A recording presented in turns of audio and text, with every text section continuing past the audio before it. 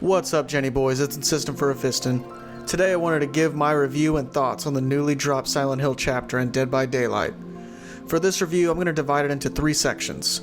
The new map, Midwich Elementary, Pyramid Head himself, and the new perks. So let's get into it.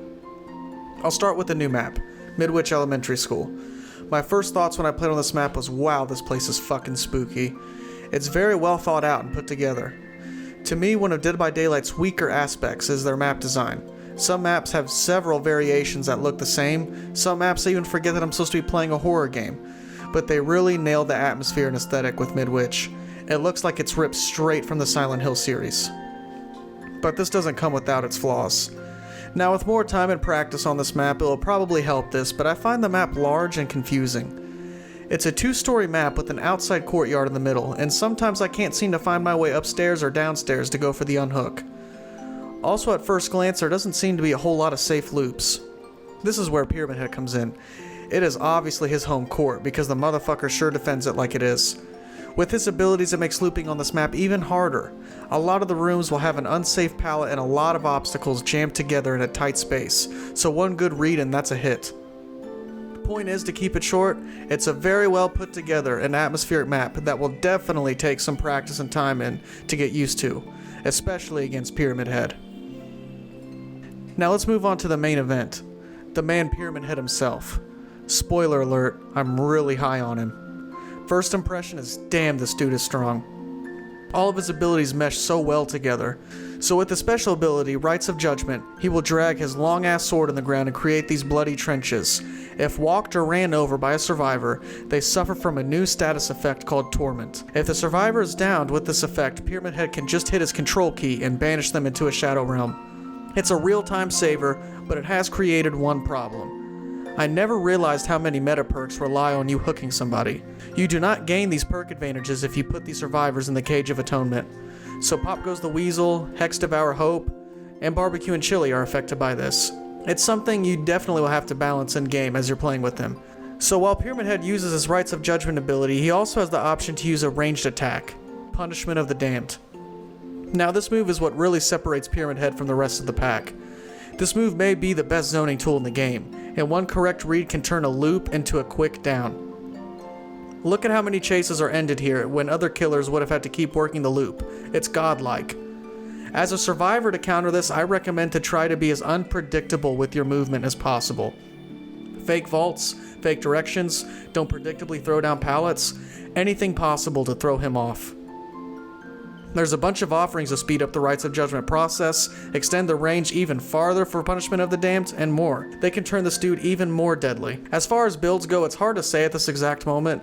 For the games I played as him, I ran Barbecue and Chili, Save the Best for Last, Hex Ruin, and Nurse's Calling.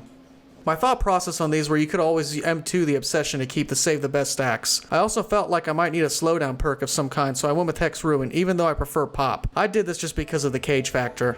And then Nurse's Calling because Punishment of the Damned can hit multiple survivors at once, so maybe I could get a little cheeky with it. Also Barbecue and Chill because why the fuck not, everyone runs this perk. I do believe Save the Best for Last will be the move for Pyramid Head, but time will tell. So overall, early impressions are I think Pyramid Head is extremely strong. His counterplay evolves and more people learn how to play against him, but for now I would put him behind the big 3, which in my opinion are Nurse, Hillbilly, and Spirit in the tier list.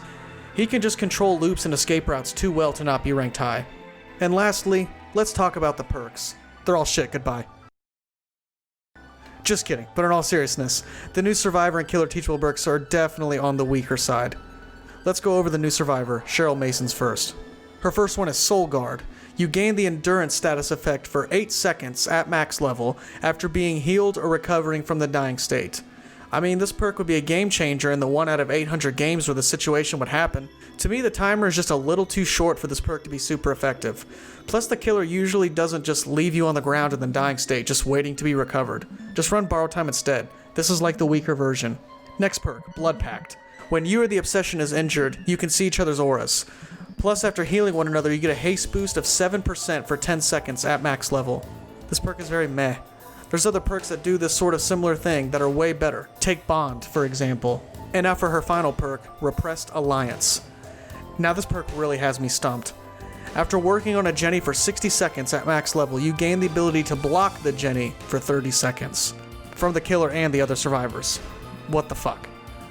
The only thing I can come up with is if the killer is running Pop Goes the Weasel. So if you ran you off the Jenny, you could block it to prevent the killer from hitting it, I guess? I mean, that's just super situational. So that perk is going to be a no for me, dog. Overall, she has very weak teachables. I don't really see any possible builds that would use these. Time to move on to Pyramid Head perks. They're a little bit better, but not really by a whole lot. His first perk is Forced Penance. Survivors who take a protection hit are inflicted with a broken status effect for 60 seconds at max level, which basically means they cannot be healed. I don't see a whole lot of use out of this one. A lot of protection hits are when the killer is transporting another survivor to a hook and they try to block you. So if you hit them, you still have to go hook the guy, and by that time the other one is long gone. You got 60 seconds to find his bitch ass. Not worth it. Next, Trail of Torment. After kicking a generator, the killer becomes undetectable for 16 seconds. The kick Jenny's aura is revealed in yellow to the survivors. It also has a 60-second cooldown at max level. Boring.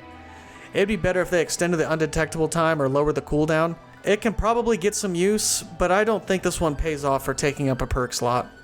And finally, Deathbound. Personally, I think this is his best perk, but that's not really saying much. So when a survivor heals another survivor at least 32 meters away from the killer, Deathbound activates. It will reveal the survivors doing the healing location, and they will suffer from the Oblivious status effect for 60 seconds if they are at least 8 meters away from the healed survivor at max level. It's a lot of fucking parameters. The games I tried to run this perk, I honestly could never seem to find the survivors anyway. I think there are much better survivor tracking perks out there. If you want one that revolves around healing, just run Nurse's Calling. So overall, the Silent Hill chapter brought us a really strong and badass killer, a really creepy and atmospheric new map, and whack-ass perks. So I guess they got 2 out of the 3 right. And that about wraps up my review. Thanks for watching, everybody. If you enjoyed the video, please don't forget to leave a like and subscribe if you haven't already. Share to all your Dead by Daylight and gaming friends too. We have definitely more Dead by Daylight content and other game content coming as well. I appreciate all the support you guys have given me so far. Thanks again, everyone, and Jenny Boy out.